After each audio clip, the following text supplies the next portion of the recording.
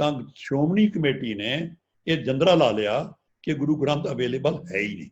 ਪਰ ਚਰਚਾ ਪੁਰਾਣੀ ਹੈ। ਦਸਮ ਗ੍ਰੰਥ ਦੀ acceptance as Dasam Granth originality of written ਬਾਈ ਗੁਰੂ ਗ੍ਰੰਥ, ਇਹ ਹਮੇਸ਼ਾ ਸ਼ੱਕ ਦੇ ਦੌਰੇ 'ਚ ਰਹੀ ਹੈ। ਮੁਸ਼ਕਲ ਇਹ ਸਾਡੀ ਖੜੀ ਹੈ ਕਿ ਜਥੇਦਾਰ ਅਕਾਲ ਤਖਤ ਸਾਹਿਬ ਹਰ ਇਸ਼ੂ ਨੂੰ ਪੈਂਡਿੰਗ ਕਰਦੇ। ਇਹ ਮੈਂ ਇਹਨਾਂ ਬਾਰੇ ਨਹੀਂ ਕਹਿੰਦਾ, ਪਹਿਲੇ ਜਥੇਦਾਰ ਸਾਹਿਬਾਨ ਦੇਖੋ, ਰਾਗ ਮਾਲਾ 1945 ਤੋਂ ਪੈਂਡਿੰਗ ਪਿਆ ਅਕਾਲ ਤਖਤ ਕੋ।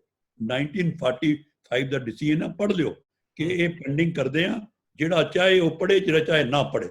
ਔਰ ਸ਼੍ਰੋਮਣੀ ਕਮੇਟੀ ਅਪੁਆਇੰਟਿੰਗ ਅਥਾਰਟੀ ਅਕਾਲ ਤਖਤ ਦੀ ਜਦ ਤੱਕ ਰਹੇਗੀ, ਮੈਨੂੰ ਖਿਆਲ ਹੈ ਕਿ ਜਿਹੜੀ ਸਾਡੀ ਸੁਪਰੀਮ ਅਥਾਰਟੀ ਦੀ ਇੰਡੀਪੈਂਡੈਂਸ ਹੈ, ਉਹਦੀ ਜਿਹੜੀ ਅਥਾਰਟੀ ਨੂੰ ਪੂਰਾ ਗੁਰੂ ਦੇ ਜੋ ਜਿਹੜਾ ਹੱਕ ਹੈ ਉਹ ਹੱਕ ਪੂਰਾ ਨਹੀਂ ਰਹੇਗਾ। ਰੰਧਾਵਾ ਜੀ, ਇਹ ਐਕਟਿੰਗ ਵਰਡ ਅੰਗਰੇਜ਼ੀ ਦਾ ਹੈ, ਇਹ ਅਕਾਲ ਤਖਤ ਦੇ ਨਾਲ ਕਦੇ ਨਾ ਜੋੜੋ। ਜਿਹੜਾ ਬੰਦਾ ਇਸ ਤਖਤ ਤੇ ਬੈਠ ਗਿਆ, ਚਾਹੇ ਉਹ 2 ਦਿਨ ਲਈ ਬੈਠ ਗਿਆ, ਉਹ ਫੁੱਲ ਫਲੈਜਡ ਹੈ। ਇਹ ਮਿਹਰਬਾਨੀ ਕਰਕੇ ਐਕਟਿੰਗ ਵਰਡ ਦਾ ਨੂੰ ਲਵਾ ਵੀ ਐਕਟਿੰਗ ਦਾ ਮਹਿਨਾ ਕੀ ਹੈ, ਜਦ ਯਾਦ ਕੋਲ ਫੁੱਲ ਅਥਾਰਟੀ ਨਹੀਂ। ਇਹ ਬਿਲਕੁਲ ਗਲਤ ਅਸੀਂ ਇੱਕ ਰਸਤਾ ਅਪਣਾਇਆ। ਜਿਹੜਾ ਜਦ ਆ ਕੇ ਬੈਠ ਗਿਆ ਉਹ ਜਥੇਦਾਰ, ਹੀ ਇਜ਼ ਦੀ ਫਾਈਨਲ। ਇਹ ਐਕਟਿੰਗ ਵਰਡ ਨੂੰ ਸਿੱਖਾਂ ਚੋਂ ਕੱਢੋ। ਇੱਕ ਪਾਸੇ ਆਪਣੇ ਕੰਜੋ ਧਾਰਮਿਕ ਸ਼ਕਤੀ, ਇੱਕ ਪਾਸੇ ਐਕਟਿੰਗ। ਕੀ ਅਕਾਲ ਤਖਤ ਸ਼੍ਰੋਮਣੀ ਕਮੇਟੀ ਨੂੰ ਆਰਡਰ ਕਰ ਸਕਦਾ ਔਰ ਸ਼੍ਰੋਮਣੀ ਕਮੇਟੀ ਅਕਾਲ ਤਖਤ ਨੂੰ ਅਪੁਆਇੰਟ ਕਰਦੀ ਹੈ? ਇਹ ਕਨਫਿਊਜ਼ਨ ਹੀ ਹੈ ਨਾ ਬਈ। ਸ਼੍ਰੋਮਣੀ ਕਮੇਟੀ ਨੇ ਜਦੋਂ ਕੱਢਣਾ ਸੀ ਜਦਾਂ ਅਕਾਲ ਤਖਤ ਤੇ 1 ਮਿੰਟ ਲੱਗਿਆ। ਜਦ ਸ਼ਾਮੀ ਆਰਡਰ ਹੋਇਆ ਭਾਈ ਰਣਜੀਤ ਸਿੰਘ ਛੁੱਟੀ, ਉਸ ਦਿਨ ਸ਼ਾਮ ਨੂੰ ਆਨੰਦ ਦਾ ਪ੍ਰੋਫੈਸਰ ਮਨਜੀਤ ਸਿੰਘ ਛੁੱਟੀ। ਕਿ ਜਿੰਨੇ ਐਕਸ ਜਥੇਦਾਰ ਸਾਹਿਬਾਨ ਹਨ, ਇਹ ਜਥੇਦਾਰ ਸਾਹਿਬ ਉਹਨਾਂ ਸਾਰਿਆਂ ਦੀ ਮੀਟਿੰਗ ਬੁਲਾਉਣ ਜੀ। ਕਮ ਸੇ ਕਮ ਅੱਜ ਤੱਕ ਮੈਂ ਨਹੀਂ ਸੁਣਿਆ ਕਿ ਰਿਟਾਇਰਡ ਜਥੇਦਾਰ ਜਾਂ ਐਕਸ ਉਹਨੇ ਕਦੀ ਮੀਟਿੰਗ ਹੁੰਦੀ ਹੋਵੇ। ਇਹ ਸਾਰੇ ਜਥੇਦਾਰ ਇਕੱਠੇ ਹੋ ਕੇ ਇੱਕ ਆਪ ਹੀ ਨਿਰਣਾ ਕਰ ਲੈਣ। ਜੇ ਨਨਕਾਣਾ ਸਾਹਿਬ ਹੀ ਗੁਰਪੁਰਬ ਡੇਟ ਹੋਰ ਹੈ, ਸਾਡੀ ਹੋਰ ਹੈ, ਨਹੀਂ ਆਈ। ਪਹਿਲਾਂ ਦਿੱਲੀ 'ਚ ਵੀ ਇਹ ਹੁੰਦਾ ਸੀ ਕਿ ਦਿੱਲੀ 2 ਗੁਰਦੁਆਰੇ ਹੋਰ, 2 ਗੁਰਦੁਆਰੇ ਹੋਰ, ਛਬੀਲਾਂ ਵੱਖ-ਵੱਖ ਡੇਟ। ਇਹ ਫੈਸਲਾ ਵੀ ਤੁਰੰਤ ਜਥੇਦਾਰ ਸਾਹਿਬ ਨੂੰ ਚਾਹੇ ਕਿਸ ਨੂੰ ਕੰਸਲਟ ਕਰਨ, ਇਹ ਵੀ ਅਥਾਰਟੀ ਉਹਨਾਂ ਦੀ ਹੈ। ਇਹਨੂੰ UNO ਕਹਿ ਰਹੀ ਹੈ। ਇਹ ਡਾਇਲਾਗ ਵਰਡ ਹੀ ਗੁਰੂ ਨਾਨਕ ਦਾ ਇਜਾਦ ਕੀਤਾ, ਜਿਹੜੇ ਸਿੱਧ ਗੋਸ਼ਟ ਮੀਨ ਡਾਇਲਾਗ।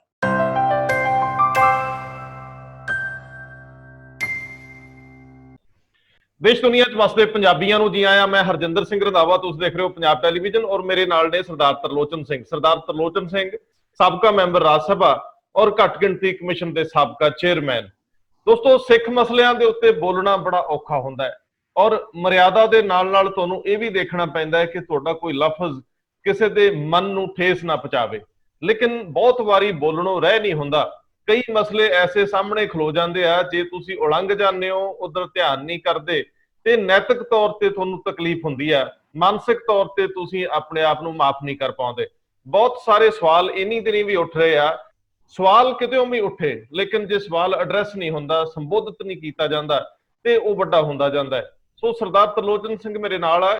ਮੈਂ ਇਸ ਸੰਵਾਦ ਨੂੰ ਅੱਗੇ ਵਧਾ ਰਿਹਾ ਕਿ ਸਿੱਖ ਮਸਲੇ ਜਿਹੜੇ ਤੁਰੰਤ ਪ੍ਰਭਾਵ ਨਾਲ ਦਖਲ ਮੰਗਦੇ ਆ, ਤੁਰੰਤ ਪ੍ਰਭਾਵ ਨਾਲ ਹੱਲ ਮੰਗਦੇ ਆ, ਉਹਨਾਂ ਨੂੰ ਸਾਲਾਂ ਤੱਕ ਲਟਕਾ ਕੇ ਅਸੀਂ ਕਈ ਗੁੰਝਲਾਂ ਪੈਦਾ ਕਰ ਲਈਆਂ। ਸਰਦਾਰ ਸਾਹਿਬ ਜੀ ਆਇਆਂ। ਵਾਹਿਗੁਰੂ ਜੀ ਖਾਲਸਾ, ਵਾਹਿਗੁਰੂ ਜੀ ਕੀ ਫਤਿਹ। ਵਾਹਿਗੁਰੂ ਜੀ ਕੀ ਫਤਿਹ। ਸਰਦਾਰ ਸਾਹਿਬ, ਸ਼੍ਰੀ ਅਕਾਲ ਤਖਤ ਸਾਹਿਬ ਸਰਵੋਤਮ ਸੰਸਥਾ ਹੈ, ਜਿਹਦੇ ਵੱਲ ਹਰ ਸਿੱਖ ਬਹੁਤ ਸ਼ਰਧਾ ਸਤਿਕਾਰ ਨਾਲ ਦੇਖਦਾ। ਉੱਥੋਂ ਆਇਆ ਹੁਕਮ ਅਲਾਈ ਮੰਨਿਆ ਜਾਂਦਾ ਹੈ। ਲੇਕਿਨ ਇਸ ਸਭ ਤੋਂ ਸੁਪਰੀਮ ਸੰਸਥਾ ਦਾ ਮਾਣ ਹੋਰ ਵੱਧਦਾ ਹੈ ਜੇਕਰ ਹਰ ਮਸਲੇ ਨੂੰ ਸਮਾਂ ਰਹਿੰਦਿਆਂ ਐਡਰੈਸ ਕਰ ਲਿਆ ਜਾਵੇ, ਉਹਦਾ ਹੱਲ ਕੱਢਤਾ ਜਾਵੇ। ਸਾਲਾਂ ਦੇ ਸਾਲ ਲੰਘ ਜਾਂਦੇ, ਕਈ ਵਾਰੀ ਮਸਲੇ ਜਿਉਂ ਦੇ ਤਿਉਂ ਪਏ ਰਹਿੰਦੇ ਆ, ਫਾਈਲ ਦਰ ਫਾਈਲ ਇਹ ਵੱਧਦੇ ਜਾਂਦੇ। ਸੋ ਕੁਝ ਇੱਕ ਮਸਲਿਆਂ ਨਾਲ ਤੁਹਾਡੇ ਰੂਬਰੂ ਹੈ। ਸਭ ਤੋਂ ਪਹਿਲਾਂ ਜੇਕਰ ਤੁਹਾਨੂੰ ਕਿਹਾ ਜਾਵੇ ਕਿ ਜਿਹੜੇ ਪੈਂਡਿੰਗ ਮਸਲੇ ਆ, ਜਿਨ੍ਹਾਂ ਦੇ ਉੱਤੇ ਤੁਰੰਤ ਧਿਆਨ ਦੇਣਾ ਸੀ, ਅਸੀਂ ਪਿੱਛੇ ਛੱਡ ਆਏ, ਉਹ ਫਹਿਰਿਸਤ ਬਣਾਇਓ ਜ਼ਰਾ। ਸਾਡੇ ਕੋਲ 12-13 ਐਸੇ ਮਸਲੇ ਜਿਨ੍ਹਾਂ ਤੇ ਗੱਲ ਹੋ ਸਕਦੀ। ਰੰਧਾਵਾ ਸਾਹਿਬ, ਬੜੀ ਮਿਹਰਬਾਨੀ ਤੁਹਾਡੀ ਕਿ ਅੱਜ ਤੁਸੀਂ ਬੜੇ ਇੱਕ ਇੰਪੋਰਟੈਂਟ ਇਸ਼ੂ, ਇਹ ਐਕਚੁਅਲੀ ਮੈਂ ਜੋ ਤੁਸੀਂ ਡਿਬੇਟ ਕਰਨ ਲੱਗੇ ਹੋ ਜਾਂ ਜੋ ਤੁਸੀਂ ਪਹਿਲਾਂ ਇਹਦਾ ਡਿਟੇਲ ਦੱਸੀ ਹੈ, ਇਹ ਸਾਡੀ ਲੋੜ ਹੈ ਕਿ ਸਿੱਖ ਦੁਨੀਆ 'ਚ ਬਾਹਰ ਰਹਿ ਰਿਹਾ, 30 ਲੱਖ ਸਿੱਖ ਬਾਹਰ ਬੈਠਾ, ਇੰਡੀਆ ਦੀ ਹਰ ਸਟੇਟ 'ਚ। ਇਸ਼ੂ ਐਸੇ ਬਣ ਰਹੇ ਹੈ ਕਿ ਜਿਹਦੇ ਨਾਲ ਸਾਡੀ ਆਪਸ ਵਿੱਚ ਵਿਦੇਸ਼ੀ ਸਿੱਖਾਂ ਬਸਤਿਆਂ ਦੀ, ਸਾਡੀ ਇੰਡੀਆ ਦੇ ਸਿੱਖਾਂ ਦੀ ਆਪਣੀ ਇੱਕ ਦੂਸਰੇ ਦੀ ਬਹਿਸ 'ਚੋਂ ਐਨੀਮਿਟੀ ਨਿਕਲਣ ਲੱਗੀ ਕਿ ਅਸੀਂ ਲੜਨ ਲੱਗ ਗਏ। ਇਸ ਕਰਕੇ ਕਿ ਸਾਡੇ ਜਿਹੜੇ ਇਸ਼ੂ ਹੈ, ਜਦੋਂ ਅਸੀਂ ਡਿਬੇਟ ਕਰਦੇ ਹਾਂ, ਮੈਨੂੰ ਬੜੀਆਂ ਰੋਜ਼ ਮੇਲਾਂ ਹੁੰਦੀਆਂ, ਉਹ ਫਿਰ ਅਖੀਰ ਆ ਕੇ ਰੁਕ ਜਾਂਦੀਆਂ, ਹੱਲ ਕੀ ਹੈ? ਕਿਉਂਕਿ ਜਿਹੜੀ ਸਾਡਾ ਇੰਸਟੀਟਿਊਸ਼ਨ ਅਸੀਂ ਅਡਾਪਟ ਕੀਤਾ, ਜਿਹਨੂੰ ਤੁਸੀਂ ਔਰ ਮੈਂ ਵੀ ਮੰਨਦੇ ਹਾਂ, ਜਿਹਦਾ ਸਤਿਕਾਰ ਸਾਰੀ ਕੌਮ ਕਰਦੀ ਹੈ ਕਿ ਜਥੇਦਾਰ ਅਕਾਲ ਤਖਤ ਸੁਪਰੀਮ ਅਥਾਰਟੀ ਹੈ ਰਿਲੀਜੀਅਸ ਸਿੱਖ ਕੌਮ ਦੀ, ਉਹਦੇ ਨਾਲ ਜਥੇਦਾਰ ਸਾਹਿਬਾਨ ਹੋਰ ਬਹਿੰਦੇ ਨੇ। ਲੇਕਿਨ ਜੋ ਵੇਖਣ ਜਾ ਰਿਹਾ ਰੰਧਾਵਾ ਸਾਹਿਬ ਕਿ ਸਾਰੇ ਮਸਲੇ ਪੇਸ਼ ਹੁੰਦੇ ਆ, ਡਿਸੀਜਨ ਨਹੀਂ ਹੁੰਦੇ, ਔਰ ਉਹ ਫਾਈਲਾਂ ਬਣ ਕੇ ਅੰਦਰ ਰੱਖੀਆਂ ਜਾ ਰਹੀਆਂ, ਡਿਸੀਜਨ ਨਹੀਂ। ਹੁਣ ਸਭ ਤੋਂ ਵੱਡਾ ਇਸ਼ੂ ਤੁਹਾਡੀ ਚੈਨਲ ਨੇ ਆਪ ਲਿਆ ਸੀ ਕਿ ਗੁਰੂ ਗ੍ਰੰਥ ਸਾਹਿਬ ਦੀ ਸ਼੍ਰੋਮਣੀ ਕਮੇਟੀ ਚੋਂ ਕੋਈ ਗਿਣਤੀ ਘਟ ਗਈ, ਅੱਗ ਲੱਗ ਗਈ, ਬੜਾ ਵੱਡਾ ਇਸ਼ੂ ਆ ਗਿਆ ਔਰ ਪੋਲੀਟੀਕਲ ਬਣ ਗਿਆ। ਲੇਕਿਨ ਇਸ ਇਸ਼ੂ ਦੀ ਜਥੇਦਾਰ ਸਾਹਿਬ ਨੇ ਐਕਸੈਪਟ ਕਰ ਲਈ ਕਿ ਜੀ ਮੈਂ ਇਨਕੁਆਇਰੀ ਕਰਾਉਣਾ। ਪਹਿਲ ਤੇ ਮੈਂ ਤਾਂ ਕਿਹਾ ਸੀ, ਤੁਹਾਨੂੰ ਵੀ ਕਿਹਾ ਸੀ ਕਿ ਜਥੇਦਾਰ ਸਾਹਿਬ ਦਾ ਇਹ ਰੋਲ ਨਹੀਂ, ਇਹ ਇੱਕ ਕ੍ਰਿਮੀਨਲ ਐਕਟ ਜਾਂ ਚੋਰੀ ਦਾ ਕੰਮ ਹੈ ਜਿਹੜੀ ਕਿ ਰਿਟਾਇਰਡ ਪੁਲਿਸ ਅਫਸਰ ਕਰ ਸਕਦੇ ਹਨ। ਬੜੇ ਬੜੇ DIG ਸਾਡੇ ਕੋਲ ਬੈਠੇ ਨੇ ਜਿਹੜੇ ਸਿੱਖਣ ਤੇ ਬੜੇ ਮਸ਼ਹੂਰ ਹਨ, ਪਰ ਜਥੇਦਾਰ ਸਾਹਿਬ ਨੇ ਲੈ ਲਿਆ। ਹੁਣ ਇਸ ਗੱਲ ਨੂੰ ਲਈ ਨੂੰ ਕਿੰਨਾ ਚਿਰ ਹੋ ਗਿਆ, ਰਿਜ਼ਲਟ ਕੋਈ ਨਹੀਂ। ਗੱਲ ਰੰਧਾਵਾ ਸਾਹਿਬ ਬੜੀ ਵੱਡੀ ਹੈ ਜਿਹੜੀ ਮੈਂ ਅੱਜ ਤੁਹਾਡੇ ਰਾਹੀਂ ਸਾਰੀ ਦੁਨੀਆ ਦੇ ਸਿੱਖਾਂ ਨੂੰ ਕਹਿਣਾ ਚਾਹੁੰਦਾ, ਉਹ ਹੈ ਅਵੇਲੇਬਿਲਿਟੀ ਆਫ ਗੁਰੂ ਗ੍ਰੰਥ, ਜਿਹੜਾ ਕਿ ਸ਼੍ਰੋਮਣੀ ਕਮੇਟੀ ਨੇ ਰੋਕ ਰੱਖਿਆ। ਇੱਕ ਪਾਸੇ ਤੇ ਕਹਿੰਦੇ ਸਿੱਖ ਧਰਮ ਵਧੇ, ਇੱਕ ਪਾਸੇ ਕਹਿੰਦੇ ਹੋ ਹਰ ਥਾਂ ਗੁਰਦੁਆਰੇ ਬਣਨ, ਹਰ ਥਾਂ ਸਿੱਖਾਂ ਨੂੰ ਗੁਰੂ ਦਾ ਸ਼ਬਦ ਜਾਵੇ। ਤਾਂ ਸ਼੍ਰੋਮਣੀ ਕਮੇਟੀ ਨੇ ਇਹ ਜੰਦਰਾ ਲਾ ਲਿਆ ਕਿ ਗੁਰੂ ਗ੍ਰੰਥ ਅਵੇਲੇਬਲ ਹੈ ਹੀ ਨਹੀਂ। ਕਈ ਚਿਰ ਤੋਂ ਗੁਰੂ ਗ੍ਰੰਥ ਦੀ ਪ੍ਰਿੰਟਿੰਗ ਤੇ ਬੈਨ ਹੋ ਚੁੱਕਾ ਹੈ, ਹੁਣ ਸਿਰਫ ਪ੍ਰਿੰਟਿੰਗ ਗੁਰਦੁਆਰਾ ਕਮੇਟੀ ਕਰਦੀ ਹੈ, ਬਾਕੀ ਬੰਦ ਹੈ। ਉਸ ਤੋਂ ਬਾਅਦ ਜਿਹੜਾ ਸਾਡਾ ਜਵਾਬ ਮੰਗਦਾ ਜਥੇਦਾਰ ਅਕਾਲ ਤਖਤ ਤੋਂ, ਕਹਿੰਦੇ ਜੀ ਗੁਰੂ ਗ੍ਰੰਥ ਛਾਪਾਂਗੇ ਅਸੀਂ, ਪਰ ਬਾਹਰ ਕਿਵੇਂ ਜਾਏਗਾ? ਆਖੇ ਬਾਹਰ ਜਾਏਗਾ ਚਾਰਟਰਡ ਫਲਾਈਟ। ਰੰਧਾਵਾ ਜੀ ਤੁਸੀਂ ਵੀ ਬਾਹਰ ਟਰੈਵਲ ਕਰਦੇ ਹੋ, ਇੱਕ ਚਾਰਟਰਡ ਫਲਾਈਟ ਲਿਜਾਣ ਲਈ ਕਿੰਨੇ ਲੱਖ ਡਾਲਰ ਚਾਹੀਦੇ? ਕਿ ਗੁਰੂ ਗ੍ਰੰਥ ਸਾਹਿਬ ਜਿਹੜਾ ਹੈ, ਇੱਕ ਬੰਦਾ ਤੁਸੀਂ ਔਰ ਮੈਂ, ਮੇਰੀ ਲੜਕੀ ਮੰਗੇ ਕਿ ਲਿਆ ਦਿਓ, ਮੈਂ ਲਿਜਾ ਨਹੀਂ ਸਕਦਾ। ਸੋ ਇਸ ਵਕਤ ਡਿਮਾਂਡ ਕੌਮ ਦੀ ਹੈ, ਅਵੇਲੇਬਿਲਿਟੀ ਆਫ ਗੁਰੂ ਗ੍ਰੰਥ ਉਹ ਹੈ ਨਹੀਂ। ਸਿੱਖਾਂ ਦੀ ਆਬਾਦੀ ਵੱਧ ਗਈ, ਗੁਰਦੁਆਰੇ ਵੱਧ ਗਏ, ਦੁਨੀਆ 'ਚ ਪਹੁੰਚ ਗਏ, ਗੁਰੂ ਗ੍ਰੰਥ ਵੇਲੇ। ਸੋ ਇਹ ਜਿਹੜੀ ਚੋਰੀ ਕਹਿੰਦੇ ਹੋ ਨਾ, ਇਹ ਚੋਰੀ ਜੋ ਮੈਂ ਸਮਝਦਾ ਲੋਕ ਲੈਣ ਆਏ, ਉਹਨਾਂ ਨੇ ਸਿਫਾਰਸ਼ਾਂ ਪਵਾਈਆਂ, ਉਹ ਲੈ ਗਏ। ਇਹ ਹੁਣ ਜਿਹੜੀ ਸ਼੍ਰੋਮਣੀ ਕਮੇਟੀ ਚੁੱਪ ਕਿਉਂ ਬੈਠੀ ਹੈ? ਜਿੱਦਾਂ ਅਕਾਲ ਤਖਤ ਸਾਹਿਬ ਕੌਮ ਦਾ ਲੀਡਰ ਹੈ, ਡਿਸੀਜਨ ਕਰੋ ਕਿ ਗੁਰੂ ਗ੍ਰੰਥ ਦੀ ਪ੍ਰਿੰਟਿੰਗ ਲੰਡਨ ਹੋਏਗੀ, ਗੁਰਦੁਆਰਾ ਸਾਊਥ ਹਾਲ ਕਰੇਗਾ, ਗੁਰੂ ਗ੍ਰੰਥ ਦੀ ਪ੍ਰਿੰਟਿੰਗ ਅਮਰੀਕਾ ਸੇਂਟ ਹੋਜ਼ੇ ਗੁਰਦੁਆਰਾ ਕਰੇਗਾ, ਸਭ ਤੋਂ ਵੱਡਾ ਹਾਂਗਕਾਂਗ ਦਾ ਗੁਰਦੁਆਰਾ ਸਭ ਤੋਂ ਵੱਡਾ ਸੀ ਈਸਟ ਵਰਲਡ ਦਾ, ਉਹ ਕਰੇਗਾ। ਇਹਨਾਂ ਨੂੰ ਇਜਾਜ਼ਤ ਦਿਓ। ਔਰ ਦੂਜੀ ਰੰਧਾਵਾ ਜੀ, ਇਹ ਗੁਰੂ ਹੈ ਜਿਹਨੂੰ ਦੇ ਬੰਦੇ ਹੋ, ਉਹਦੇ ਪੈਸੇ ਕਿਉਂ ਲੈਂਦੇ ਹੋ? ਵੇਚਦੇ ਹੋ ਗੁਰੂ ਗ੍ਰੰਥ ਸਾਹਿਬ ਨੂੰ। Guru Granth Sahib should be free available. ਹਾਂ, ਜਿਹੜਾ ਲੈਣ ਆਵੇ ਉਹ ਚੈਕਿੰਗ ਕਰੋ, ਕੌਣ ਲਿਆਣ, ਉਹਨੂੰ ਦਿਓ, ਉਹ ਲੈ ਜਾਏ। ਹਰ ਸਿੱਖ ਨੂੰ ਸਤਿਕਾਰ ਹੈ, ਕੀ ਉਹ ਸਤਿਕਾਰ ਨਹੀਂ ਕਰੇਗਾ? ਇਹਨਾਂ ਨੇ ਪਾਬੰਦੀਆਂ ਲਾ ਲਈਆਂ, 5 ਬੰਦੇ ਆਓ ਜੀ, 5 ਕਾਰਾਂ 'ਚ ਪਹਿਲਾਂ ਚੈੱਕ ਕਰਾਓ ਜੀ, ਅੰਮ੍ਰਿਤਧਾਰੀ। ਸੋ ਗੁਰੂ ਗ੍ਰੰਥ ਦੀ ਸਭ ਤੋਂ ਵੱਡੀ ਲੋੜ ਜੇ, ਉਹਦੀ ਡਿਸੀਜਨ ਕਰਾਓ ਔਰ ਅਕਾਲ ਤਖਤ ਹੁਕਮ ਕੱਢੇ। ਔਰ ਅੱਜ ਕੱਲ੍ਹ ਤਾਂ ਪ੍ਰਿੰਟਿੰਗ ਬਤਾਵਾ ਜੀ ਪੁਸ਼ ਬਟਨ ਹੈ, ਬਈ ਜੋ ਤੁਸੀਂ ਪ੍ਰਿੰਟ ਕਰਦੇ ਹੋ ਉਹਦੀ ਸਹੀ ਰੂਪ ਜਾਏਗਾ, ਇੱਕ ਵਾਰੀ ਤੁਸੀਂ ਅਪਰੂਵ ਕਰੋ। ਸੋ ਮੈਂ ਸਮਝਦਾ ਸਭ ਤੋਂ ਵੱਡਾ ਮਸਲਾ ਇਹ ਹੈ, ਇਸ ਦਾ ਡਿਸੀਜਨ ਅਕਾਲ ਤਖਤ ਕਰੇ ਔਰ ਦੇਰ ਨਾ ਕਰੇ। ਇਹਦੇ ਨਾਲ ਹੀ ਜਿਹੜਾ ਇਹ ਮਸਲਾ ਚੋਰੀ ਦਾ ਗੁਰੂ ਗ੍ਰੰਥ ਦਾ, ਉਹ ਵੀ ਇਹਦੇ ਨਾਲ ਹੀ ਇਨਵੋਲਵਡ ਹੈ, ਉਹਦਾ ਹੀ ਫੈਸਲਾ ਕਰੋ। ਬੜਾ ਲੰਮਕ ਗਿਆ, ਲੋਕਾਂ 'ਚ ਬੜੀਆਂ ਗੱਲਾਂ ਚਰਚਾ ਹੋ ਰਹੀਆਂ, ਇਹ ਹੋਣੀਆਂ ਚਾਹੀਦੀਆਂ। ਸਰਦਾਰ ਸਾਹਿਬ, ਦਸਮ ਗ੍ਰੰਥ ਨਾਲ ਜੁੜਦਾ ਮਸਲਾ ਇਹ ਬੜੀ ਦੇਰ ਦਾ ਪੈਂਡਿੰਗ ਹੈ। ਸਾਡੇ ਕੋਲ ਵੱਡੇ ਵਿਦਵਾਨ ਬੈਠੇ ਆ ਜਿਨ੍ਹਾਂ ਨੇ ਉਮਰ ਲਾਤੀ ਆ ਗੁਰਬਾਣੀ ਨੂੰ ਸਮਝਣ ਲਈ। ਅਸੀਂ ਗੁਰਬਾਣੀ ਨੂੰ ਬਹੁਤ ਬਰੀਕੀ ਨਾਲ ਗਹਿਣ ਅਧਿਐਨ ਤੋਂ ਬਾਅਦ ਸਮਝ ਵੀ ਪਾਏ ਆ, ਲੇਕਿਨ ਉਹ ਅਸੀਂ ਗੁਰੂ ਘਰਾਂ ਦੇ ਵਿੱਚੋਂ ਉਸ ਤਰ੍ਹਾਂ ਦਾ ਪ੍ਰਚਾਰ ਕਿਸ ਵੇਲੇ ਮਿਸਿੰਗ ਦੇਖਦੇ ਆ। ਸਾਡੇ ਕੋਲ ਵਿਦਵਾਨਾਂ ਦੀ ਕਮੀ ਨਹੀਂ, ਆਪਾਂ ਫੈਸਲੇ ਕਿਉਂ ਨਹੀਂ ਇੱਥੇ ਕਰ ਪਾਏ? ਰੰਧਾਵਾ ਜੀ ਦਾ ਮਾਮਲਾ ਅਜੇ ਲਟਕਿਆ ਹੋਇਆ, ਉਹਦੇ ਚੋਂ ਕਿੰਨੀ ਬਾਣੀ ਕਿਵੇਂ ਆ, ਸਾਰਾ ਤੁਸੀਂ ਆਪਣੇ ਲੋਕਾਂ ਨੂੰ ਸਪਸ਼ਟ ਕਰ ਦਿਓ ਜਿਹੜੇ ਪੈਰੋਕਾਰ ਨੇ ਸਿੱਖੀ ਦੇ। ਰੰਧਾਵਾ ਜੀ, ਬਹੁਤ ਹੀ ਜ਼ਰੂਰੀ ਮਸਲਾ ਤੁਸੀਂ ਛੇੜਿਆ, ਪਰ ਇਹ ਮਸਲਾ ਅੱਜ ਕਿਉਂ ਇੰਪੋਰਟੈਂਸ ਪਕੜ ਗਿਆ? ਇਹ ਇਸ ਕਰਕੇ ਕਿ ਇਹ ਜਿਹੜਾ ਮੋਦੀ ਜੀ ਨੇ, ਪ੍ਰਧਾਨ ਮੰਤਰੀ ਜੀ ਨੇ ਉੱਥੇ ਮੰਦਰ ਦੀ ਜਦੋਂ ਅਯੁੱਧਿਆ ਰੱਖਿਆ, ਉਹਨੇ ਇੱਕ ਵਰਡ ਯੂਜ਼ ਕਰਤਾ ਗੁਰੂ ਗੋਬਿੰਦ ਸਿੰਘ ਮਹਾਰਾਜ ਦਾ ਇਸ ਨਾਲ ਸੰਬੰਧਿਤ। ਸੋ ਉਸ ਕਰਕੇ ਯਕ ਲੱਖ ਤੇ ਚਰਚਾ ਹੋਗੀ, ਪਰ ਚਰਚਾ ਪੁਰਾਣੀ ਹੈ। ਦਸਮ ਗ੍ਰੰਥ ਦੀ acceptance as Dasam Granth originality of written ਬਾਈ ਗੁਰੂ ਗ੍ਰੰਥ, ਇਹ ਹਮੇਸ਼ਾ ਸ਼ੱਕ ਦੇ ਦੌਰੇ 'ਚ ਰਹੀ ਹੈ। ਸ਼ੱਕ ਦੇ ਦੌਰੇ 'ਚ ਅੱਧੇ ਸਿੱਖ ਕਹਿੰਦੇ ਠੀਕ ਹੈ, ਅੱਧੇ ਕਹੀ ਜਾਂਦੇ ਜੀ ਤੇ ਹੈ ਨਹੀਂ। ਔਰ ਅੱਜ ਕੱਲ੍ਹ ਤੇ ਇੱਕ ਹੋਰ ਬਹਾਨਾ ਬਣ ਗਿਆ ਸਿੱਖਾਂ ਨੂੰ, ਮਾਫ ਕਰਿਓ, ਮੈਂ ਸ਼ਾਇਦ ਤੁਸੀਂ ਪਹਿਲਾਂ ਹੀ ਕਿਹਾ ਕਿ ਡਰ ਲੱਗਦਾ ਸਿੱਖਾਂ ਦੇ ਸਾਹਮਣੇ ਬੋਲਣ ਨੂੰ। ਅੱਜ ਕੱਲ੍ਹ ਕੇ ਕੋਈ ਗੱਲ ਹੈ, ਇਹ ਬ੍ਰਾਹਮਣਵਾਦ ਹੋ ਰਿਹਾ ਜੀ। ਬਈ ਗੁਰੂ ਗ੍ਰੰਥ 300 ਸਾਲ ਤੋਂ ਇਹਨੂੰ ਮਾਨਤਾ ਮਿਲੀ ਗੁਰੂ ਗ੍ਰੰਥ ਦੀ, ਲੇਕਿਨ ਦਸਮ ਗ੍ਰੰਥ ਵੀ 300 ਸਾਲ ਤੋਂ ਨਾਲ ਹੀ ਚੱਲ ਰਿਹਾ, ਉਦੋਂ ਨਾਲ ਬ੍ਰਾਹਮਣਵਾਦ ਕਿੱਥੋਂ ਆ ਗਿਆ? ਸਵਾਲ ਹੈ ਕਿ ਇਸ ਵੇਲੇ ਹਜ਼ੂਰ ਸਾਹਿਬ, ਪਟਨਾ ਸਾਹਿਬ ਦੋਨੋਂ ਗੁਰਦੁਆਰਿਆਂ 'ਚ ਦਸਮ ਗ੍ਰੰਥ ਦਾ ਪ੍ਰਕਾਸ਼ ਗੁਰੂ ਗ੍ਰੰਥ ਸਾਹਿਬ ਦੇ ਨਾਲ ਇਕੁਅਲ ਹੁੰਦਾ, ਇਕੁਅਲ ਸਟੇਟਸ ਹੁੰਦਾ, ਉਹ ਅਸੀਂ ਕਰ ਰਹੇ ਹਾਂ। ਲੇਕਿਨ ਇਸ ਵੇਲੇ ਲੋੜ ਕੀ ਹੈ ਕਿ ਲੋਕਾਂ ਦੇ ਚਰਚਾ ਇਸ ਦਾ ਡਿਫਰੈਂਟ ਵਿਦਵਾਨ, ਭਾਈ ਵੀਰ ਸਿੰਘ ਤੋਂ ਲੈ ਕੇ ਭਾਈ ਕਾਹਨ ਸਿੰਘ ਤੋਂ ਲੈ ਕੇ ਡਾਕਟਰ ਕਪੂਰ ਸਿੰਘ, ਰਤਨ ਸਿੰਘ ਜੱਗੀ ਸਭ ਤੋਂ ਵੱਡਾ ਵਿਦਵਾਨ ਉਹਨੇ ਇਸ ਦੀ।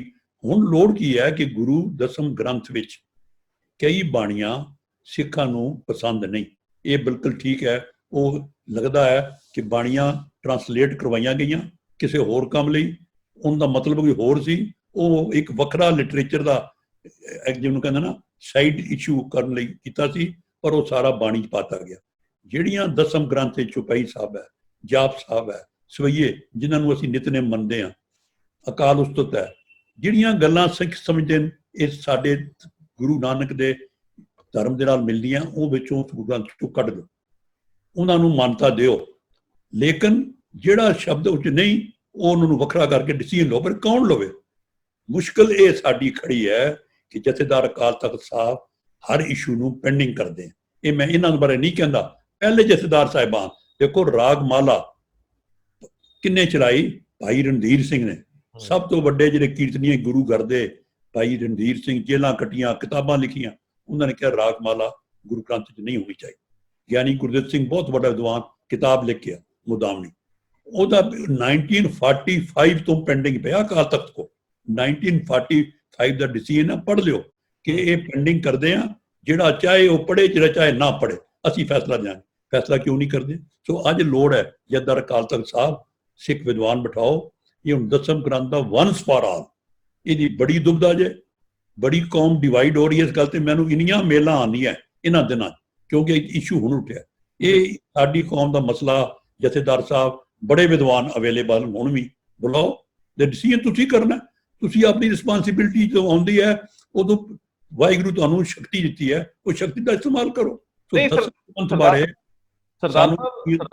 ਸਰਦਾਰ ਸਾਹਿਬ, ਜਦੋਂ ਹੋਰ ਸੌਖਾ ਹੋ ਜਾਂਦਾ ਨਾ, ਜਦੋਂ ਕੋਈ ਰਵਾਇਤੀ ਲੀਡਰਸ਼ਿਪ ਹੁੰਦੀ ਹੈ ਸ਼੍ਰੀ ਅਕਾਲ ਤਖਤ ਸਾਹਿਬ ਦੇ ਨਜ਼ਰੀਏ ਤੋਂ, ਤੇ ਕਿਸੇ ਵੇਲੇ ਇਹ ਸੋਚਿਆ ਜਾਂਦਾ ਹੈ ਕਿ ਪੈਮਾਨੇ ਵੱਖਰੇ, ਪਰ ਜਦੋਂ ਗਿਆਨੀ ਹਰਪ੍ਰੀਤ ਸਿੰਘ ਵਰਗੇ ਜਿਹੜੇ ਰਿਸਰਚ ਵਿੱਚ ਨੇ, ਜਿਹੜੇ ਖੋਜ ਕਰ ਰਹੇ ਆ, ਉਹਨਾਂ ਦਾ ਵਿਸ਼ਾ ਭਾਵੇਂ ਕੋਈ ਹੋਰ ਹੈ, ਉਹਨਾਂ ਦੀ ਰਿਸਰਚ ਦਾ PhD ਦਾ ਕੋਈ ਹੋਰ ਵਿਸ਼ਾ ਹੈ, ਲੇਕਿਨ ਉਹਨਾਂ ਨੂੰ ਪਤਾ ਹੈ ਕਿ ਇਹਦੇ ਮਾਪਦੰਡ ਕੀ ਹੁੰਦੇ। ਜਿਹੜੇ ਵਿਦਵਾਨ ਰਿਸਰਚ 'ਚ ਲੱਗੇ ਹੋਏ ਆ, ਉਹਨਾਂ ਬਾਰੇ ਅੱਜ ਦੇ ਜਿਹੜੇ ਵਿਦਵਾਨ ਆ, ਗਿਆਨੀ ਹਰਪ੍ਰੀਤ ਸਿੰਘ ਤੋਂ ਕੋਈ ਭੁੱਲੇ ਹੋਏ ਨਹੀਂ, ਉਹਨਾਂ ਦੀ ਨਜ਼ਰ ਤੋਂ ਪਰੇ ਨਹੀਂ ਗਏ। ਇੱਕ 20 ਮੈਂਬਰੀ 21 ਮੈਂਬਰੀ ਕਮੇਟੀ ਨੂੰ ਕੰਮ ਸੌਂਪਿਆ ਜਾ ਸਕਦਾ ਅਲੱਗ-ਅਲੱਗ ਤੋਂ, ਫਿਰ ਉਹਦੇ ਨਾਲ ਸੰਬੰਧਿਤ ਇੱਕ ਡਿਬੇਟ ਅਕਾਲ ਤਖਤ ਸਾਹਿਬ ਤੇ ਉਹ ਰੱਖ ਸਕਦੇ ਆ, ਜਿਹੜੀ ਪਰਦੇ ਦੇ ਅੰਦਰ ਹੋਵੇ। ਉਸ ਤੋਂ ਅੱਗੇ ਉਹ ਫਰਦਰ ਡਿਬੇਟਸ ਹੋਣ ਔਰ ਅਖੀਰ ਦੇ ਵਿੱਚ ਅਕਾਲ ਤਖਤ ਸਾਹਿਬ ਫੈਸਲਾ ਕਰਨ। ਇਹ ਦੁਬਿਧਾ ਦੂਰ ਕੀਤੇ ਬਿਨਾਂ ਗੱਲ ਨਹੀਂ ਬਣਨੀ। ਮੈਨੂੰ ਤਾਂ ਕਦੇ-ਕਦੇ ਇੰਜ ਲੱਗਦਾ ਕਿ ਸਾਡੇ ਜਥੇਦਾਰ ਵੀ ਥੋੜਾ ਝਿਜਕ ਰੱਖਦੇ ਆ ਕਿ ਯਾਰ ਕਾਹਤੋਂ ਮੂੰਹ ਅੱਗੇ ਆਉਣਾ, ਆਪਣੇ ਉੱਤੇ ਚੰਗਾ ਜਾਂ ਮਾੜਾ ਠੱਪਾ ਨਾ ਲੱਗੇ। ਪਰ ਮੈਨੂੰ ਲੱਗਦਾ ਕਿ ਅਹੁਦਿਆਂ ਤੇ ਬੈਠੇ ਬੰਦੇ ਨੂੰ ਡਰ ਖਤਮ ਕਰਕੇ ਫੈਸਲੇ ਦੇਣੇ ਚਾਹੀਦੇ ਆ। ਹਾਂ, ਇਤਿਹਾਸ ਫੈਸਲਾ ਕਰ ਸਕਦਾ ਹੈ ਕਿ ਇਹ ਠੀਕ ਸੀ ਜਾਂ ਗਲਤ ਸੀ, ਲੇਕਿਨ ਇਹ ਜੇ ਫੈਸਲਾ ਬਹੁਤ ਸਾਰੇ ਲੋਕਾਂ ਦੀ ਰਾਏ, ਵਿਦਵਾਨਾਂ ਦੀ ਰਾਏ ਨਾਲ ਹੋਵੇ, ਤੇ ਸ਼੍ਰੀ ਅਕਾਲ ਤਖਤ ਸਾਹਿਬ ਦੇ ਜਥੇਦਾਰ ਉਹਨੇ ਦੋਸ਼ੀ ਨਹੀਂ ਹੋਣਗੇ, ਲੇਕਿਨ ਫੈਸਲੇ ਤਾਂ ਲੈਣੇ ਬਣਦੇ ਆ। ਜੋ ਤੁਸੀਂ ਕਿਹਾ ਮੈਂ ਉਹਦੇ ਨਾਲ ਵੀ ਤਾਇਦ ਕਰਦਾ। ਮੈਂ ਸਿਰਫ ਤੁਹਾਨੂੰ ਇੱਕ ਮਿਸਾਲ ਦੇਣਾ। 1992 ਬਾਬਰੀ ਮਸਜਿਦ ਗਿਰੀ ਜੀ, ਅੱਜ ਹੈਗਾ ਸਨ 2000, ਕਿੰਨੇ ਸਾਲ ਹੋ ਗਏ? 28 ਸਾਲ। ਇਹ 28 ਸਾਲ ਤੋਂ ਰੌਲਾ ਪੈਂਦਾ ਰਿਹਾ। ਸੁਪਰੀਮ ਕੋਰਟ ਨੇ ਯੂਨੈਨਿਮਸ ਫੈਸਲਾ ਕਰਕੇ ਡਿਕਲੇਅਰ ਕੀਤਾ ਕਿ ਮੰਦਰ ਹੈ, ਕੀਤਾ ਨਾ। ਸੁਪਰੀਮ ਕੋਰਟ ਕੋਲ ਪਾਵਰ ਸੀ ਨਾ, ਉਹ ਹੁਣ ਤੱਕ ਲਟਕਾਈ ਜਾਂਦੇ ਸੀ। ਅੱਜ ਜੇ ਸੁਪਰੀਮ ਕੋਰਟ ਇੰਡੀਆ ਦੀ ਕਰਦੀ ਹੈ ਤੇ ਸਾਡੀ ਸੁਪਰੀਮ ਕੋਰਟ ਅਕਾਲ ਤਖਤ ਹੈ। ਬਿਲਕੁਲ, ਜੇ ਸੁਪਰੀਮ ਕੋਰਟ ਨੇ ਅੱਜ ਮੰਦਰ ਕਿਹਾ ਤੇ ਤਾਂ ਮੰਦਰ ਬਣਿਆ ਹੈ। ਇਹ ਗੱਲ ਸਮਝ ਲਓ। ਪ੍ਰੈਸ਼ਰ ਹਿੰਦੂ ਧਰਮ ਦਾ ਬਹੁਤ ਸੀ, ਸਾਰੇ ਪ੍ਰਧਾਨ ਮੰਤਰੀ ਕਰਦੇ ਰਹੇ ਵੀ ਬਣਾਉਂਦੇ ਆ, ਪਰ ਕਰ ਨਹੀਂ ਸਕੇ ਜਦ ਤੱਕ ਸੁਪਰੀਮ ਕੋਰਟ ਨੇ ਮੋਹਰ। ਜੇ ਸੁਪਰੀਮ ਕੋਰਟ ਦੇ ਜੱਜ ਵੀ ਤੇ ਉਹ ਵੀ ਇਨਸਾਨ ਹੈ, ਪਰ ਉਹ ਕਿਉਂਕਿ ਉਹਨਾਂ ਨੂੰ ਆਪਣੀ ਡਿਊਟੀ ਸਮਝੀ, ਵਰਡਿਕਟ ਦਿੱਤਾ। ਅੱਜ ਉਸ ਵਰਡਿਕਟ ਕਰਕੇ ਮੰਦਰ ਬਣ ਗਿਆ, ਸਾਰੀ ਹਿੰਦੂ ਧਰਮ ਖੁਸ਼ ਹੈ। ਲੇਕਿਨ ਮੈਂ ਕਹਿੰਦਾ ਜਥੇਦਾਰ ਸਾਹਿਬ ਨੂੰ ਕੀ ਇਸ ਬਾਰੇ ਸ਼ੰਕਾ ਹੈ? ਜੇ ਤੁਹਾਡੇ ਕੋਲ ਫੁੱਲ ਅਥਾਰਟੀ ਕੌਮ ਨੇ ਦਿੱਤੀ ਹੈ, ਉਹ ਵਰਤੋ। ਔਰ ਜੋ ਹਵਾ ਸਾਹਿਬ ਤੁਸੀਂ ਕਿਹਾ ਕਮੇਟੀ ਛੋਟੀ ਬਣਾਓ, 21 ਨਹੀਂ 4-5 ਬੰਦੇ ਚੁਣੋ, ਚੁਣ ਕੇ ਉਹਨਾਂ ਦੀ ਰਾਏ ਲੈ ਕੇ ਫਿਰ ਦਸਮ ਗ੍ਰੰਥ ਸਾਡੇ ਕੋਲ ਅਵੇਲੇਬਲ ਹੈ, ਕੱਲਾ ਪੇਜ ਪੜ੍ਹ ਲਓ। ਨਹੀਂ, ਪਰ ਸਰ ਉਹਦੇ ਵਿੱਚ ਬੇਨਤੀ ਹੈ ਨਾ ਕਿ ਫਿਰ ਮੁੜ ਕੇ ਇਹ ਨਾ ਵੇਖਣ ਕਿ ਫਲਾਣਾ ਮੈਂਬਰ ਸ਼੍ਰੋਮਣੀ ਕਮੇਟੀ ਪਾ ਦਿਓ, ਫਲਾਣਾ ਧਰਮ ਪ੍ਰਚਾਰ ਕਮੇਟੀ ਮੈਂਬਰ ਪਾ ਦਿਓ, ਫਲਾਣਾ ਅਕਾਲੀ ਲੀਡਰ ਪਾ ਦਿਓ, ਫਲਾਣਾ ਵਿਦਵਾਨ ਸਾਨੂੰ ਵਾਰਾ ਖਾਂਦਾ ਉਹ ਪਾ ਦਿਓ। ਦੇਖੋ, ਜਿਨ੍ਹਾਂ ਦਾ ਸ੍ਰੀ ਗੁਰੂ ਗ੍ਰੰਥ ਸਾਹਿਬ ਤੇ ਦਸਮ ਗ੍ਰੰਥ ਨਾਲ ਸੰਬੰਧਿਤ ਕੰਮ ਹੈ ਖੋਜ ਦਾ, ਉਹ ਬੰਦੇ ਪਾਓ ਜਿਹੜੇ ਇਸ ਫਰਕ ਤੋਂ ਬਿਨਾਂ ਕਿ ਮੈਂ ਕਿਹਨੂੰ ਖੁਸ਼ ਰੱਖਣਾ, ਕਿਹਦਾ ਚਿਹਰਾ ਵੇਖ ਕੇ ਤੁਹਾਨੂੰ ਸਲਾਹ ਦੇਣੀ ਆ, ਉਹ ਇੰਜ ਦੇ ਨਾ ਹੋਣ। ਹਾਲਾਂਕਿ ਇਹੋ ਜਿਹੇ ਬੰਦਿਆਂ ਦੀ ਅੱਜ ਕਮੀ ਪੈ ਗਈ ਹੈ ਸਿੱਖ ਕੌਮ ਕੋਲੇ, ਬੜੀ ਮੁਸੀਬਤ ਹੋ ਗਈ ਆ। ਵਿਦਵਾਨ ਵੀ ਸਾਡੇ ਛੋਟੇ ਛੋਟੇ ਲਾਲਚਾਂ ਪਿੱਛੇ ਤੁਰੇ ਜਾਂਦੇ ਆ। ਮੇਰੀ ਅਗਲੀ ਬੇਨਤੀ ਜਿਹੜੀ ਤੁਸੀਂ ਇੱਕ ਮੇਰੇ ਕੋਲ ਬੜੇ ਵੱਡੇ ਵਰਲਡ ਦੇ ਸਿੱਖ ਵਿਦਵਾਨਾਂ ਦੀ, ਨਿਰਮਲ ਸਿੰਘ ਹੈ USA, ਗੁਰਮੁਖ ਸਿੰਘ ਹੈ, ਕਿਰਪਾਲ ਸਿੰਘ ਜੀ ਨਿਊਜ਼ੀਲੈਂਡ ਹੈ, ਰਵੇਲ ਸਿੰਘ ਬ੍ਰਿਗੇਡੀਅਰ ਹੈ, ਬੜੇ ਬੜੇ ਵਿਰਕ ਸਾਹਿਬ ਹੈ, ਹਰਦੇਵ, ਬੜੀਆਂ ਦੀ ਮੈਨੂੰ ਇਸ ਬਾਰੇ ਆਈਆਂ। ਉਹ ਮੈਂ ਸਾਰੀਆਂ ਅੱਜ ਸੋਚਦਾ ਫਾਰਵਰਡ ਕਰਾਂਗਾ ਜੱਦਾਰ ਸਾਹਿਬ ਨੂੰ ਕਿ ਬਾਹਰਲੇ ਵਿਦਵਾਨ ਜਿਹਨਾਂ ਨੂੰ ਦੁਨੀਆ ਮੰਨਦੀ ਹੈ, IJ ਸਿੰਘ ਹੈ ਨਿਊਯਾਰਕ, ਉਹਨਾਂ ਸਾਰਿਆਂ ਦੇ ਜੋ ਇਸ ਬਾਰੇ ਰਾਏ ਹੈ ਮੈਂ ਅੱਜ ਭੇਜਾਂਗਾ ਤਾਂ ਕਿ ਉਹ ਪੜ੍ਹ ਲੈਣ। ਸਰਦਾਰ ਸਾਹਿਬ, ਇੱਕ ਸਵਾਲ ਤੁਸੀਂ ਬਹੁਤ ਵੱਡਾ ਖੜਾ ਕਰਤਾ ਹੈ ਕਿ ਮਾਣਯੋਗ ਸੁਪਰੀਮ ਕੋਰਟ ਫੈਸਲਾ ਦਿੰਦੀ ਆ ਬਾਬਰੀ ਮਸਜਿਦ ਨਾਲ ਸੰਬੰਧਿਤ। ਮੁਸਲਮਾਨਾਂ ਦਾ ਕੋਈ ਵੀ ਧਾਰਮਿਕ ਸੰਗਠਨ ਜਾਂ ਸਮੂਹ ਨਹੀਂ ਬੋਲਦਾ ਕਿਉਂਕਿ ਇਹ ਮਾਮਲਾ ਮਾਣਯੋਗ ਸੁਪਰੀਮ ਕੋਰਟ ਦਾ ਹੈ ਔਰ ਆਸਾਨੀ ਨਾਲ ਅਯੋਧਿਆ ਦੇ ਵਿੱਚ ਰਾਮ ਮੰਦਿਰ ਦੀ ਉਸਾਰੀ ਲਈ ਪ੍ਰਾਰੰਭਤਾ ਹੋ ਜਾਂਦੀ। ਹੁਣ ਸਵਾਲ ਇਹ ਆ ਕਿ 267 ਸਰੂਪਾਂ ਦਾ ਮਾਮਲਾ ਆਉਂਦਾ ਹੈ। ਸਾਡੀ ਸੁਪਰੀਮ ਕੋਰਟ ਸ਼੍ਰੀ ਅਕਾਲ ਤਖਤ ਸਾਹਿਬ ਦੇ ਜਥੇਦਾਰ ਉਹ ਇਹਨੂੰ ਕਿਸੇ ਦੁਨਿਆਵੀ ਜੱਜ ਦੇ ਹਵਾਲੇ ਕਰਨ ਦੀ ਸੋਚਦੇ ਆ। ਉਹ ਦੁਨਿਆਵੀ ਜੱਜ ਲੱਭ ਵੀ ਲਿਆ ਜਾਂਦਾ ਹੈ, ਉਹ ਦੁਨਿਆਵੀ ਜੱਜ ਫਿਰ ਪੈਸੇ ਵੀ ਮੰਗਦਾ ਹੈ, ਉਹ ਦੁਨਿਆਵੀ ਜੱਜ ਦੀ ਸੈਟੀਸਫੈਕਸ਼ਨ ਅਸੀਂ ਨਹੀਂ ਕਰਾਉਂਦੇ, ਉਹ ਦੁਨਿਆਵੀ ਜੱਜ ਬਾਅਦ ਚ ਆਪਣੀ ਮਜਬੂਰੀ ਦੱਸ ਕੇ ਛੱਡ ਜਾਂਦਾ ਹੈ। ਸੋ ਅਸੀਂ ਨਿਹੱਥੇ ਵਿਚਾਰੇ ਬਣ ਕੇ ਰਹਿ ਜਾਂਦੇ ਆ। ਸ਼੍ਰੀ ਅਕਾਲ ਤਖਤ ਸਾਹਿਬ ਦੇ ਜਥੇਦਾਰ ਨੂੰ ਸੁਪਰੀਮ ਕੋਰਟ ਦੇ ਸਭ ਤੋਂ ਉੱਚੇ ਜੱਜ ਵਾਂਗ, ਚੀਫ ਜਸਟਿਸ ਵਾਂਗ ਕੰਮ ਕਰਨਾ ਚਾਹੀਦਾ ਹੈ। ਥੱਲੇ ਉਹ ਇਨਕੁਆਇਰੀ ਕਰਾ ਕੇ ਫੈਸਲੇ ਦੇਣ। ਤੁਹਾਨੂੰ ਲੱਗਦਾ ਇੱਥੇ ਵੀ ਅਸੀਂ ਖਤਾ ਖਾਧੀ? ਕਦੇ ਸੁਪਰੀਮ ਕੋਰਟ ਇਨਕੁਆਇਰੀ ਨਹੀਂ ਕਰਾਉਂਦੀ। ਸੁਪਰੀਮ ਕੋਰਟ ਨੂੰ ਸਾਰਾ ਰਿਕਾਰਡ ਆਉਂਦਾ, on the basis of record decision ਲੈਂਦੇ। ਗੱਲ ਸਮਝ, ਜੱਦਾਰ Akal Takht on the basis of information ਵੱਲ ਡਿਸੀਜਨ ਲੈਂਦਾ, ਇਨਕੁਆਇਰੀਆਂ ਨਹੀਂ ਕਰਾਉਂਦੇ। ਕਦੇ ਸੁਪਰੀਮ ਕੋਰਟ ਨੇ ਇਨਕੁਆਇਰੀ ਮਾਰਕ ਨਹੀਂ ਕੀਤੀ। ਸੋ ਮੇਰੀ ਰਾਏ ਹੈ ਜੇ ਕਰਾਉਣੀ ਸੀ, ਪਸਰੀਚਾ ਸਾਹਿਬ ਬੈਠੇ, DG ਬੈਠੇ, ਬਾਬਾ ਸਾਹਿਬ ਕਮਿਸ਼ਨਰ ਦਿੱਲੀ, ਜਿਹੜੇ ਐਨ ਸਿੱਖੀ ਜਿਨ੍ਹਾਂ ਦਾ ਨਾਂ ਹੈ ਤੇ ਜਿਹੜੇ ਬੈਸਟ ਪੁਲ, ਇਹ ਜੇ ਦੋ ਪੰਜਾਬ ਦੇ ਰਿਟਾਇਰਡ ਲਓ, ਇਹਨਾਂ ਨੇ ਕਹਿੰਦੇ ਭਰਾਵੋ ਚਾਰੋਂ ਮੈਨੂੰ ਇੱਕ ਹਫ਼ਤੇ ਕਰਕੇ ਦੱਸੋ, ਤੇ ਫਿਰ ਇਹਨੂੰ ਛਾਇਆ ਨਾ ਕਰਦੇ, ਸੀਕ੍ਰੇਟ ਕਰਾਉਂਦੇ, ਪਰ ਪਬਲਿਸਿਟੀ ਕਰਾਉਣ ਦੀ ਲੋੜ। ਚਾਰਾਂ ਨੂੰ ਕਹਿੰਦੇ ਭਰਾਵੋ ਇਹ ਲੋ ਕਾਗਜ਼ ਮੈਨੂੰ ਦਿਓ, ਹਫ਼ਤੇ ਬਾਅਦ ਫੈਸਲਾ ਕਰਦੇ, ਪਰ ਪਤਾ ਨਹੀਂ ਕੀ ਹੋ ਗਿਆ। ਤੇ ਇਹ ਇਸ਼ੂ ਜਿਵੇਂ ਪਹਿਲਾਂ ਕਿਹਾ, ਇਹਦਾ ਵੀ ਹੱਲ ਹੋਣਾ ਚਾਹੀਦਾ। ਅੱਛਾ, ਇਹ ਹੁਣ ਵੀ ਡਿਲੇ ਜਾ ਰਿਹਾ ਔਰ ਇਹ ਕਾਫੀ ਸਮਾਂ ਬੀਤ ਗਿਆ, ਇਹ ਤੇ ਮੈਨੂੰ ਲੱਗਦਾ ਹੋਰ ਡਿਲੇ ਹੋ ਸਕਦੀ ਹੈ ਕਿਉਂਕਿ ਜਿਹੜੇ ਕਿ ਸਾਡੀ ਮੁਸ਼ਕਲ ਕੀ ਹੈ, ਮਾਫ ਕਰਿਓ, ਸ਼੍ਰੋਮਣੀ ਕਮੇਟੀ ਤੇ ਜੱਜਦਾਰ ਸਾਹਿਬ, ਜਿਵੇਂ ਪਹਿਲਾਂ ਕਿਹਾ ਸਾਡੀ ਸੁਪਰੀਮ ਅਥਾਰਟੀ ਹੈ, ਲੇਕਿਨ ਜਿਹੜਾ ਸਾਡਾ ਪੋਲਿਟਿਕਸ ਹੈ ਅਸੀਂ ਇਹਨਾਂ ਪੋਲੀਟੀਕਲਾਈਜ਼ ਕਰਤਾ ਹੈ ਕਿਉਂਕਿ ਸ਼੍ਰੋਮਣੀ ਕਮੇਟੀ ਇੱਕ ਪਾਰਟੀ ਇਲੈਕਟ ਕਰਦੀ ਮੈਂਬਰ। ਪਹਿਲੀ ਗੱਲ ਤੇ ਹੈ, ਜੇ ਗੁਰਦੁਆਰੇ ਦੀ ਚੋਣ ਹੋਣੀ ਹੈ ਉਹਦੀ ਪੋਲੀਟੀਕਲ ਪਾਰਟੀ ਕਿਉਂ ਆਉਂਦੀ? ਉੱਥੇ ਇਹ ਚੁਣਿਆ ਜਾਵੇ ਵੀ ਇਹ ਸਿੱਖ ਵਿਦਵਾਨ ਹੈ ਇਲਾਕੇ, ਵਾਈ ਅਕਾਲੀ ਪਾਰਟੀ ਟਿਕਟ ਦੇਵੇ। ਮੈਂ ਜਿਸ ਗੱਲ ਦੇ ਖਿਲਾਫ ਹਾਂ, ਟਿਕਟਾਂ ਦਿਓ ਅਸੈਂਬਲੀ ਦੀਆਂ, ਟਿਕਟਾਂ ਦਿਓ ਪਾਰਲੀਮੈਂਟ ਦੀਆਂ, ਗੁਰਦੁਆਰਿਆਂ ਵਿੱਚ ਟਿਕਟ ਹੋਣੀ ਨਹੀਂ ਚਾਹੀਦੀ।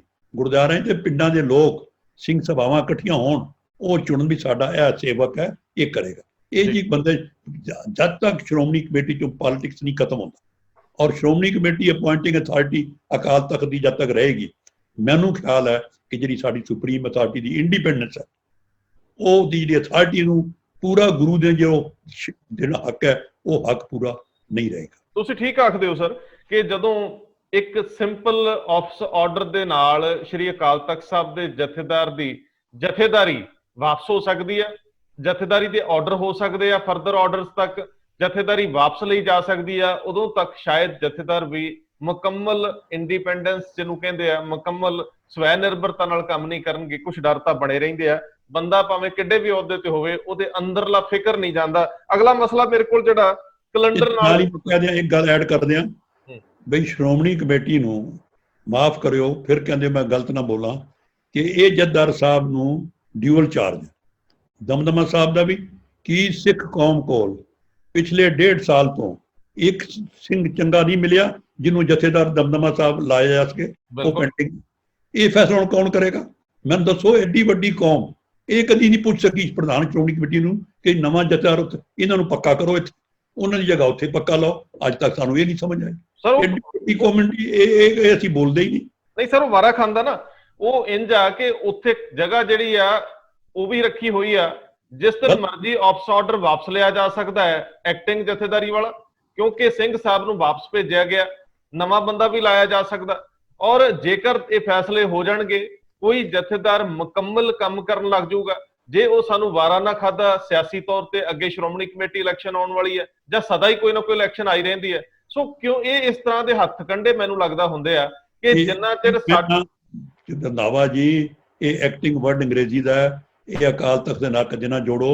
ਜਿਹੜਾ ਬੰਦਾ ਇਸ ਤਖਤ ਤੇ ਬੈਠ ਗਿਆ, ਚਾਹੇ ਉਹ 2 ਦਿਨ ਲਈ ਬੈਠ ਗਿਆ, ਉਹ ਫੁੱਲ ਫਲੈਜਡ ਹੈ। ਇਹ ਮਿਹਰਬਾਨੀ ਕਰਕੇ ਐਕਟਿੰਗ ਵਰਡ ਤੁਹਾਨੂੰ ਲਵਾ ਦਿਓ।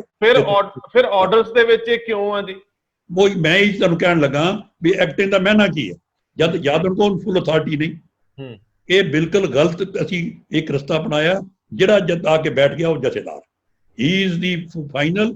ਇਹ ਐਕਟਿੰਗ ਵਰਡ ਨੂੰ ਸਿੱਖਾਂ ਚੋਂ ਕੱਢੋ। ਇੱਕ ਪਾਸੇ ਆਪਣੇ ਕੰਜੋ ਧਾਰਮਿਕ ਸ਼ਕਤੀ, ਇੱਕ ਪਾਸੇ ਐਕਟਿੰਗ। ਇਹ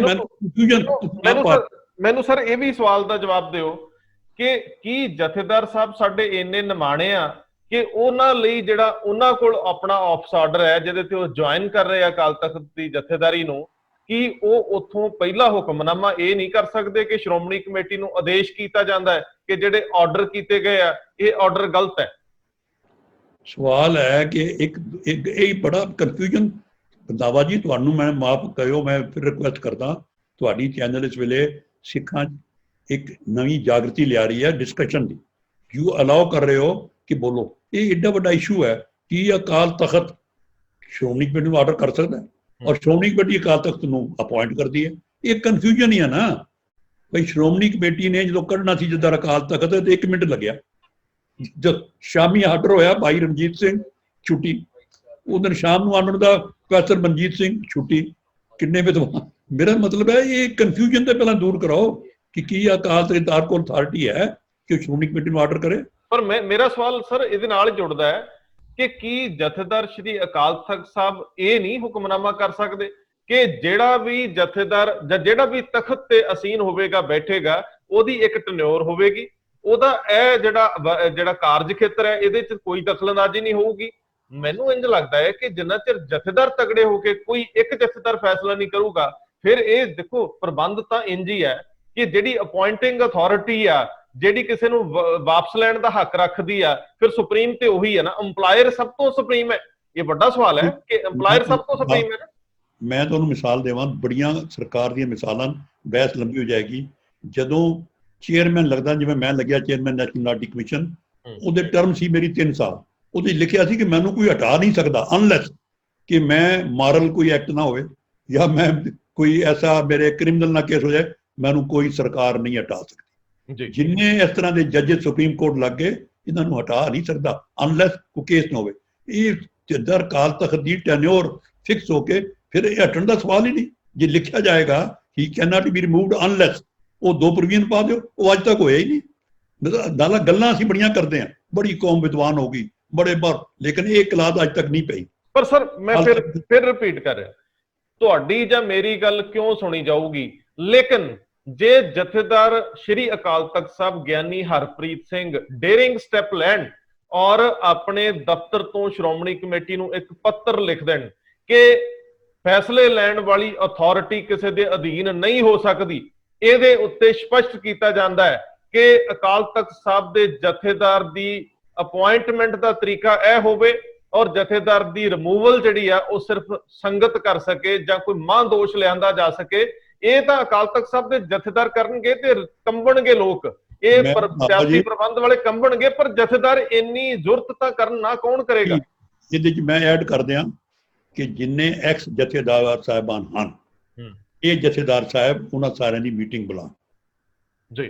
ਕਮ ਸੇ ਕਮ ਅੱਜ ਤੱਕ ਮੈਂ ਨਹੀਂ ਸੁਣਿਆ ਕਿ ਰਿਟਾਇਰਡ ਜਥੇਦਾਰ ਜਾਂ ਐਕਸ ਉਹਨੇ ਕਦੀ ਮੀਟਿੰਗ ਹੁੰਦੀ ਹੋਵੇ। ਇਹ ਸਾਰੇ ਜਥੇਦਾਰ ਇਕੱਠੇ ਹੋ ਕੇ ਇੱਕ ਆਪ ਹੀ ਨਿਰਣਾ ਕਰ ਲੈਣ ਕਿ ਸਾਡਾ ਪਹਿਲੀ ਗੱਲ ਕਿ ਇਹ ਸਾਡੀ ਅਪਾਇੰਟਮੈਂਟ ਦੀ, ਦੂਜਾ ਕਿ ਕੋਡ ਆਫ ਕੰਡਕਟ। ਜਥੇਦਾਰ ਅਕਾਲ ਤਖਤ ਵੀ, ਮੈਂ ਮਾਫ ਕਰਿਓ, ਕਿਹੜੇ ਇਹਨਾਂ ਦੀ ਸੀਮਾ ਹੋਵੇ, ਹਰ ਜਗ੍ਹਾ ਇਹ ਇੰਟਰਫੀਅਰ ਨਾ ਕਰਨ। ਇਹ ਵੀ ਮਸਲੇ ਕੌਮ ਦੇ ਜਿਹੜੇ ਕੌਮ ਨਾਲ ਕਨੈਕਟਡ ਹੋਣ, ਇਹ ਨਾ ਕਿ ਗਲੀ ਗਲੀ ਕਿਸੇ ਦੀ ਪਗੜੀ ਲੈ ਗਈ, ਕਿਸੇ ਦੀ ਜ਼ਮੀਨ ਖੋਈ ਗਈ, ਕਿਸੇ ਦੇ ਪੁਲਿਸ ਵਾਲੇ ਉੱਥੇ ਬਿਆਨ ਨਾ ਦੇਣ। ਇਹਨਾਂ ਦੀ ਵੀ ਕੋਡ ਹੋਵੇ ਕਿਹੜੀ ਗੱਲ ਤੇ ਇਹ ਫੈਸਲਾ ਕਰਨਗੇ, ਬਾਕੀ ਗੱਲਾਂ ਹੇਠਾਂ ਹੋਣ। ਸੋ ਇੱਕ ਮੀਟਿੰਗ ਇਹ ਬੁਲਾਉਣ ਸਾਰੇ ਜਥੇਦਾਰ ਸਾਹਿਬਾਨ ਦੀ, ਉੱਥੇ ਆਪਣਾ ਇਹ ਫੈਸਲਾ ਕਰਕੇ ਟੈਨਿਓਰ ਹੋਏਗੀ, ਇਹ ਹੋਏਗਾ, ਇਹ ਕਰਨ ਪਾਸ, ਕੌਮ ਉਹਨਾਂ ਦੇ ਨਾਲ ਖੜੀ ਹੈ, ਸਾਰੀ ਕੌਮ ਮੋਹਰ ਲਾਏਗੀ। ਬਿਲਕੁਲ ਤੁਸੀਂ ਠੀਕ ਆਖ ਰਹੇ ਹੋ। ਪਿੱਛੇ ਇੱਕ ਇਹ ਵੀ ਸਵਾਲ ਉੱਠਿਆ ਸੀਗਾ, ਅਸੀਂ ਉਧਰ ਨਹੀਂ ਜਾਂਦੇ ਕਿਉਂਕਿ ਮੈਂ ਵੀ ਕੋਈ ਬਹੁਤ ਮਰਿਆਦਾ ਵਾਲਾ ਬੰਦਾ ਨਹੀਂ ਹੈ, ਤਾਂ ਕਿ ਮੈਨੂੰ ਰਾਈਟ ਨਹੀਂ ਹੈ ਇਹ ਗੱਲ ਕਰਨ ਦਾ। ਲੇਕਿਨ ਕਹਿੰਦੇ ਆ ਕਿ ਸ਼੍ਰੀ ਅਕਾਲ ਤਖਤ ਸਾਹਿਬ ਤੇ ਕੋਈ ਕਿੱਡੀ ਵੀ ਗਲਤੀ ਕਰਕੇ ਆਉਂਦਾ ਹੈ, ਉਹਨੂੰ ਵੱਡੀ ਤੋਂ ਵੱਡੀ ਸਜ਼ਾ ਤਾਂ ਲਾਈ ਜਾ ਸਕਦੀ ਹੈ, ਲੇਕਿਨ ਮਾਫੀ ਮੰਗਣ ਆਏ ਬੰਦੇ ਨੂੰ ਮਾਫੀ ਮਿਲਣੀ ਚਾਹੀਦੀ ਆ। ਸੋ ਅਜੇ ਵੀ ਕੌਮ ਚੋਂ ਕਈ ਲੋਕ, ਜਿਨ੍ਹਾਂ ਦਾ ਜੇ ਮੈਂ ਜ਼ਿਕਰ ਵੀ ਕਰ ਲਵਾਂ, ਇੱਕ ਸਾਬਕਾ ਜਥੇਦਾਰ ਪ੍ਰੋਫੈਸਰ ਦਰਸ਼ਨ ਸਿੰਘ ਵਰਗੇ ਲੋਕ ਵੀ ਬਾਹਰ ਬੈਠੇ ਆ, ਔਰ ਬਹੁਤ ਸਾਰੇ ਹੋਰ ਲੋਕ, ਜਿਹੜੇ ਲੋਕਾਂ ਦਾ ਮੈਨੂੰ ਲੱਗਦਾ ਨਿਪਟਾਰਾ ਹੋਣਾ ਚਾਹੀਦਾ। ਸਿੰਘ ਸਾਹਿਬ ਨੂੰ ਇਹਨਾਂ ਤੇ ਵੀ ਫੈਸਲੇ ਲੈਣੇ ਚਾਹੀਦੇ ਆ। ਖੈਰ ਮੈਂ ਮਾਫੀ ਮੰਗ ਲੈਣਾ ਜੀ ਇਸ ਮਾਮਲੇ। ਮਾਫ ਕਰਿਓ, ਪ੍ਰੋਫੈਸਰ ਦਰਸ਼ਨ ਸਿੰਘ ਦੀ ਇੱਜ਼ਤ ਮਾਣ ਸਾਰੀ ਦੁਨੀਆ 'ਚ ਕਾਇਮ ਹੈ ਜੀ। ਜਦੋਂ ਕੌਮ ਤੇ ਔਖਾਈ ਆਈ ਸੀ 84 ਤਾਂ ਦੋ ਕੌਮ ਵਿੱਚ ਬੰਦੇ ਨਿਤਰੇ ਸੀ, ਮਸਕੀਨ ਸਾਹਿਬ ਤੇ ਦਰਸ਼ਨ ਸਿੰਘ ਜੀ, ਜਿਨ੍ਹਾਂ ਨੇ ਆ ਕੇ ਪਹਿਲਾ ਦੀਵਾਨ ਅੰਮ੍ਰਿਤਸਰ ਦੇ ਬਾਹਰ ਓਪਨ ਲਗਾਇਆ ਔਰ ਸਾਰੀ ਦੁਨੀਆ ਹੈਰਾਨ ਹੋ ਗਈ। ਸੋ ਜੋ ਉਹ ਕੀਰਤਨ ਕਰ ਗਏ, ਜੋ ਉਹਨਾਂ ਦੀ ਵਡਿਆਈ ਹੈ, ਉਹ ਵੇਖਦੇ ਹੋਏ ਜਥੇਦਾਰ ਸਾਹਿਬ ਆਪ ਹੀ ਉਹਨਾਂ ਨੂੰ ਕਿਧਰੇ ਬੁਲਾ ਕੇ ਜੋ ਕਰਨਾ ਕਰਨ, ਤਾਂ ਕਿ ਇਹ ਜਿਹੜੀ ਈਗੋ ਪ੍ਰੋਬਲਮ ਹੈ ਕਿਧਰੇ ਉਹ ਖਤਮ ਹੋ। ਅੱਛਾ, ਮੈਂ ਸਰ ਇੱਕ ਦੋ ਤਿੰਨ ਮਸਲੇ ਜਿਹੜੇ ਹੁਣ ਮੈਂ ਕਾਹਲੀ ਚਾਹੂੰਗਾ ਲੈਣੇ। ਇੱਕ ਤਾਂ ਕੈਲੰਡਰ, ਕੌਮੀ ਕੈਲੰਡਰ, ਉਹਦਾ ਮਾਮਲਾ ਬੜੇ ਚਿਰ ਦਾ ਫਸਿਆ ਹੈ। ਕਈ ਵਾਰੀ ਤਿੱਥ ਤੁਰੀਕਾਂ ਦੋ ਵਾਰੀ ਆ ਜਾਂਦੀਆਂ ਨੇ, ਕਈ ਗੁਰਪੁਰਬ 2 ਵਾਰੀ ਆ ਜਾਂਦੇ ਆ। ਮੈਨੂੰ ਯਾਦ ਆ ਕਿ ਜਦੋਂ 550 ਸਾਲਾ ਸ਼੍ਰੀ ਗੁਰੂ ਨਾਨਕ ਦੇਵ ਜੀ ਦਾ ਪ੍ਰਕਾਸ਼ ਪੁਰਬ ਮਨਾਇਆ ਜਾ ਰਿਹਾ ਸੀ, ਤੇ ਸਿੰਘ ਸਾਹਿਬ ਗੁਰਦੁਆਰਾ ਨਨਕਾਣਾ ਸਾਹਿਬ 'ਚ ਜਾ ਕੇ ਉੱਥੋਂ ਦੇ ਸਿੱਖਾਂ ਦੀ ਮੰਗ ਤੇ ਬੋਲਦਿਆਂ ਕਹਿੰਦੇ ਆ ਕਿ ਅਸੀਂ ਤੁਹਾਨੂੰ ਇਸ ਤਰ੍ਹਾਂ ਦੀਆਂ ਮੁਸ਼ਕਲਾਂ ਆਉਂਦੇ ਸਮੇਂ 'ਚ ਦੂਰ ਕਰ ਦਿਆਂਗੇ, ਤੁਹਾਨੂੰ ਕਦੇ ਡੇਟਸ ਦੀ ਸਮੱਸਿਆ ਨਹੀਂ ਆਏਗੀ, ਤਿੱਥ ਤਿਉਹਾਰ ਗੁਰਪੁਰਬ ਇੱਕ ਹੀ ਡੇਟ ਤੇ ਹੋਣਗੇ। ਇਹ ਵੀ ਮਸਲਾ ਪੈਂਡਿੰਗ ਚੱਲਿਆ ਆਉਂਦਾ। ਇਹ ਤਾਂ ਬਹੁਤ ਹੀ ਸੈਂਸਿਟਿਵ ਆ, ਲੋਕ ਕਿਤੇ ਕਿਤੇ ਹੋਰ ਤਰ੍ਹਾਂ ਦੀਆਂ ਗੱਲਾਂ ਸਾਡੇ ਨਾਲ ਕਰਨ ਲੱਗ ਪੈਂਦੇ ਜੀ। ਵੇਖੋ, ਇਹ ਵੀ ਮੈਂ ਜਿਵੇਂ ਪਹਿਲਾਂ ਕਿਹਾ, ਜਿੰਨੇ ਪੈਂਡਿੰਗ ਇਸ਼ੂ ਇਹ ਉਹਨਾਂ 'ਚ ਇੱਕ ਪੈਂਡਿੰਗ ਹੈ ਜੀ। ਇਹ ਹੁਣ ਪੈਂਡਿੰਗ ਡਿਸੀਜਨ ਗੱਲ ਉੱਥੇ ਆ ਗਈ ਨਾ ਵੀ ਅਸੀਂ ਵੀ ਰੋਜ਼ ਸੁਣਦੇ ਹਾਂ, ਜੇ ਨਨਕਾਣਾ ਸਾਹਿਬ ਹੀ ਗੁਰਪੁਰਬ ਡੇਟ ਹੋਰ ਹੈ, ਸਾਡੀ ਹੋਰ ਹੈ, ਸਮਝ ਮੈਨੂੰ ਤਾਂ ਤੱਕ ਸਮਝ ਨਹੀਂ ਆਈ। ਪਹਿਲਾਂ ਦਿੱਲੀ 'ਚ ਵੀ ਇਹ ਹੁੰਦਾ ਸੀ ਕਿ ਦਿੱਲੀ 'ਚ 2 ਗੁਰਦੁਆਰੇ ਹੋਰ, 2 ਗੁਰਦੁਆਰੇ ਹੋਰ, ਛਬੀਲਾਂ ਵੱਖ-ਵੱਖ ਡੇਟ। ਇਹ ਫੈਸਲਾ ਵੀ ਤੁਰੰਤ ਜਥੇਦਾਰ ਸਾਹਿਬ ਨੂੰ ਚਾਹੇ ਕਿਸ ਨੂੰ ਕੰਸਲਟ ਕਰਨ, ਇਹ ਵੀ ਅਥਾਰਟੀ ਉਹਨਾਂ ਦੀ ਹੈ ਜੀ। ਅੱਛਾ, ਇੱਕ ਸਰਦਾਰ ਸਾਹਿਬ ਇੱਕ ਹੋਰ ਮਸਲਾ ਬੜਾ ਅਹਿਮ ਜਿਹੜਾ ਦ੍ਰਿਸ਼ਟੀਗੋਚਰ ਹੋਇਆ, ਜਿੱਤੇ ਮੈਨੂੰ ਚੰਗਾ ਲੱਗਦਾ, ਇਹ ਕਹਿਣਾ ਵਧੀਆ ਲੱਗ ਰਿਹਾ ਕਿ ਸਿੰਘ ਸਾਹਿਬ ਗਿਆਨੀ ਹਰਪ੍ਰੀਤ ਸਿੰਘ ਨੇ ਤੁਰੰਤ ਕਦਮ ਲਿਆ। ਇਹ ਕਿਹਾ ਵਾ ਕਿ ਕਿਸੇ ਨੂੰ ਕੋਈ ਹੱਕ ਨਹੀਂ ਕਿ ਉਹ ਮਰਿਆਦਾ 'ਚ ਦਖਲ ਦੇਵੇ। ਇੱਕ ਸਾਬਕਾ ਪ੍ਰਿੰਸੀਪਲ ਸੀਗੇ, ਉਹਨਾਂ ਦੇ ਘਰੋਂ ਮਹਾਰਾਜ ਦਾ ਸਰੂਪ ਚੱਕ ਲਿਆਂਦਾ ਗਿਆ, ਕੁਝ ਸਤਿਕਾਰ ਕਮੇਟੀ ਦੇ ਕਾਰਕੁਨਾਂ ਵੱਲੋਂ, ਜਥੇਦਾਰਾਂ ਵੱਲੋਂ।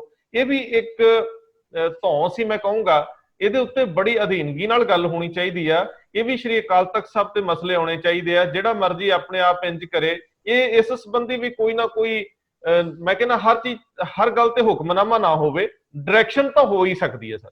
ਦੇਖੋ, ਇਹ ਗੱਲ ਜੋ ਹੋਈ ਹੈ, ਇਸ ਘਟਨਾ ਨੇ ਜੋ ਖਬਰਾਂ ਛਪੀਆਂ ਟਾਈਮਜ਼ ਆਫ ਇੰਡੀਆ ਮੈਂ ਪੜ੍ਹਿਆ, ਸਾਰੀ ਵਰਲਡ 'ਚ ਇਸ ਗੱਲ ਦੀ ਬੜੀ ਨਿੰਦਿਆ ਕੀਤੀ ਗਈ ਲੋਕਾਂ ਵੱਲੋਂ। ਇਹ ਪਰ ਪਹਿਲਾ ਕੇਸ ਨਹੀਂ, ਮੇਰੇ ਖਿਆਲ ਕੋਈ 1.5 ਸਾਲ ਪਹਿਲਾਂ ਹੋਇਆ ਕਿ ਅੰਮ੍ਰਿਤਸਰ 'ਚ ਵੀ ਇਹਨਾਂ ਨੇ ਚੁੱਕੇ।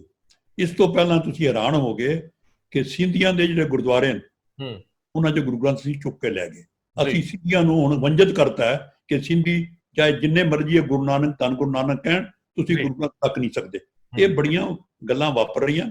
ਇਹਦਾ ਕੋਈ ਜਿਹੜਾ ਖਾਲੀ ਬਿਆਨ ਨਾਲ ਕੰਮ ਨਹੀਂ ਹੁੰਦਾ। ਇਹਨਾਂ ਜਿਨ੍ਹਾਂ ਨੇ ਕੀਤਾ ਇਹਨਾਂ ਦੇ ਖਿਲਾਫ ਐਕਸ਼ਨ ਹੋਵੇ।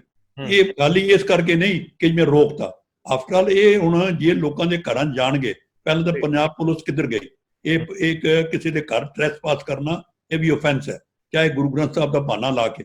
ਸੋ ਇਹ ਬਹੁਤ ਵੱਡੀ ਗੱਲ ਹੋਈ ਹੈ ਔਰ ਇਸ ਘਟਨਾ ਨੇ ਸਾਡੀ ਓਵਰਆਲ ਵਰਲਡ ਵਾਈਡ ਬੜੀਆਂ ਬਾਹਰੋਂ ਮੇਲਾਂ ਆ ਰਹੀਆਂ, ਕਿਉਂਕਿ ਮੈਂ ਇਹ ਖਬਰ ਸੀ ਟਾਈਮਜ਼ ਆਫ ਇੰਡੀਆ ਲਈ ਮੈਂ ਸਰਕੂਲੇਟ ਕੀਤੀ, ਉਹ ਬੜੇ ਲੋਕਾਂ ਦੇ ਮੈਸੇਜ ਆ ਰਹੇ। ਇੱਥੇ ਵੀ ਉਹੀ ਗੱਲ ਆ ਗਈ, ਜਥੇਦਾਰ ਸਾਹਿਬ ਦਾ ਮੈਂ ਪੜ੍ਹਿਆ ਬਿਆਨ ਦਿੱਤਾ ਹੈ, ਪਰ ਇਹਦੀ ਐਕਸ਼ਨ ਲਓ, ਸਖਤੀ ਕਰੋ। ਪਿੱਛੇ ਮੈਂ ਪੜ੍ਹਿਆ ਸੀ ਕਿ ਕਿਸੇ ਇੱਕ ਕੀਰਤਨੀ ਜੱਥਾ ਦਰਬਾਰ ਸਾਹਿਬ ਦਾ ਕੀਰਤਨ ਕਰਨ ਗਿਆ ਕਿਤੇ ਬਾਹਰ, ਉਹ ਕੁੱਟਦੇ ਕਿ ਜੀ ਤੁਸੀਂ ਫਲਾਣੇ ਥਾਂ ਕੀਰਤਨ ਨਹੀਂ ਕਰ ਸਕਦੇ। ਸੋ ਇਹ ਪਾਬੰਦੀਆਂ ਰੋਜ਼ ਸਿੱਖਾਂ ਦੀਆਂ ਜਿਹੜੀਆਂ ਐਸੇ ਲੋਕ ਜਿਵੇਂ ਤਾਲਿਬਾਨ ਨਾ ਅਫਗਾਨਿਸਤਾਨ, ਉਹ ਵੀ ਆਪਣੇ ਆਪ ਨੂੰ ਪੱਕੇ ਮੁਸਲਮਾਨ ਕਹਿੰਦੇ, ਤੇ ਉਹ ਵੀ ਇਹੀ ਕਰਦੇ ਸੀ ਤੂੰ ਇਹ ਡਰੈਸ ਪਾ, ਤੂੰ ਮਸਜਿਦ ਤੇ ਚੱਲ। ਜੋ ਤਾਲਿਬਾਨ ਕਰਦੇ ਨੇ ਉਹ ਹੀ ਅਸੀਂ ਨਵੇਂ ਪੈਦਾ ਕਰ ਲਏ ਆਪਣੇ 'ਚ ਵੀ। ਅੱਛਾ ਸਰਦਾਰ, ਇੱਕ ਹੋਰ ਵੱਡਾ ਸੰਕਟ ਸਾਹਮਣੇ ਖੜਾ ਹੋ ਰਿਹਾ ਕਿ ਸਾਡੇ ਵਿੱਚੋਂ ਸੰਵਾਦ ਦੀ ਪਰੰਪਰਾ ਖਤਮ ਹੋ ਰਹੀ ਹੈ। ਮੈਂ ਜਦੋਂ MA ਪੰਜਾਬੀ ਕਰਦਾ ਸੀ ਤੇ ਸਾਨੂੰ ਸਿਲੇਬਸ ਦੇ ਵਿੱਚ ਸਿੱਧ ਗੋਸ਼ਟ ਗੁਰੂ ਨਾਨਕ ਸਾਹਿਬ ਦੀ ਬਾਣੀ ਲੱਗੀ ਹੋਈ ਸੀ। ਉਦੋਂ ਅਸੀਂ ਜਿਹੜਾ ਉਹਦਾ ਪਾਠ ਕਰਦੇ ਸੀ ਤੇ ਉਹਦਾ ਮੁਲਾਂਕਣ ਕਰਦੇ ਸੀ, ਉਹ ਅਸੀਂ ਆਲੋਚਨਾਤਮਕ ਵਿਧੀਆਂ ਨਾਲ ਕਰਦੇ ਸੀਗੇ, ਉਹ ਸਾਨੂੰ ਸਿਖਾਇਆ ਉਸ ਤਰ੍ਹਾਂ ਜਾਂਦਾ। ਸੋ ਮੈਨੂੰ ਲੱਗਦਾ ਕਿ ਸਭ ਤੋਂ ਪਹਿਲੇ ਸੰਵਾਦ ਤਾਂ ਸ੍ਰੀ ਗੁਰੂ ਨਾਨਕ ਦੇਵ ਜੀ ਨੇ ਸ਼ੁਰੂ ਕੀਤੇ। ਹਰ ਔਖੇ ਤੋਂ ਔਖੀ ਜਗ੍ਹਾ ਤੇ ਔਖੇ ਤੋਂ ਔਖੇ ਸੰਵਾਦ ਉਹਨਾਂ ਨੇ ਛੇੜੇ, ਔਰ ਸਿੱਧਾਂ ਜੋਗੀਆਂ ਨਾਲ, ਉਹਨਾਂ ਨਾਲ ਜਿਹੜੇ ਬੜੇ ਵੱਡੇ ਆਪਣੇ ਆਪ ਨੂੰ ਸਮਝਦੇ ਸੀ, ਦੁਨੀਆ ਤੋਂ ਪਰੇ ਬੈਠੇ ਸੀ, ਗ੍ਰਹਿਸਤ ਦੇ ਖਿਲਾਫ ਸੀ, ਉਹਨਾਂ ਸਾਰਿਆਂ ਨੂੰ ਸੰਵਾਦ ਨਾਲ ਜਿੱਤਿਆ। ਅਸੀਂ ਸੰਵਾਦ ਵੱਲ ਪਿੱਠ ਕਰ ਲਈ, ਇਹ ਵੀ ਵੱਡਾ ਸਵਾਲ ਆ।